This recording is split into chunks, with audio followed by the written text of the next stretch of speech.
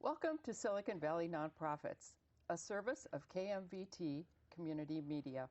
I'm Bev Lenihan, your host. Our guest today is Jerry Liu, Vice President of the Cupertino Library Foundation. Thanks for being here today, Jerry. Well, thanks for the opportunity, Bev. You're most welcome. Well, I know on a lot of parents' minds today is California education.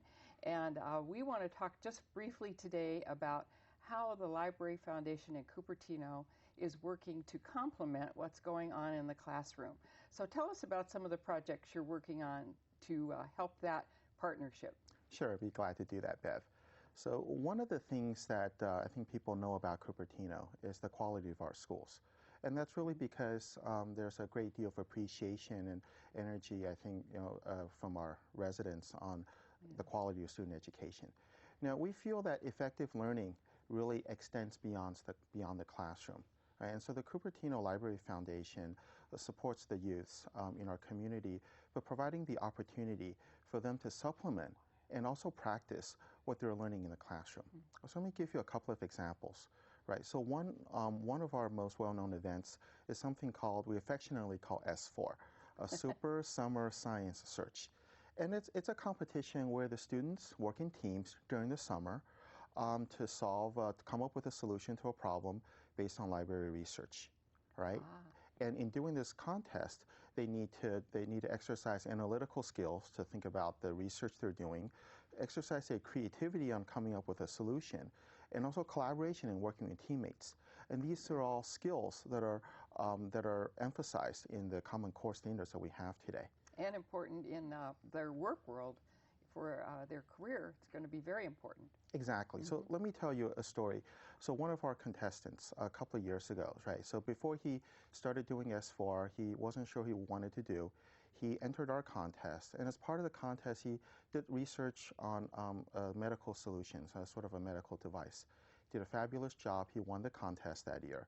And in fact, he entered again the year after. He won the contest again the year after that. Really? It's really remarkable. And we spoke to his mother, and she tells us that because of S4, whereas before he wasn't sure what he wanted to do, now he feels like he's found his passion for lifelong, what he wants to do with his life, which is come up with useful medical devices for folks. Isn't that amazing? Oh my goodness. It is really remarkable, yes. And another contest that we've done I want to talk to you about is something called CU Hacks. Okay. CU Hacks. CU Hacks, okay. Right? CU from Cupertino. And it's an overnight hackathon for teens, right? And so the idea here is, a lot of folks talk about coding. President Obama has talked about the importance for the kids to learn how to write apps and so forth. But for many teens, it's still sort of a daunting task. So we wanted to do something to introduce people to the fun and joy of coding. So we worked with the librarians to keep the library open all night. We had the teens come in at about 6 p.m. We'd fed them, and then we let them go and work on their projects. And so I think we have a short video, don't we, that tells about that event? That's what we do. We have basically the pitch video made by one of the teams. And so if we could show that, please. Sure. In today's competitive world, many teenagers find a passion in composing music, many of whom want to pursue this passion as their main career.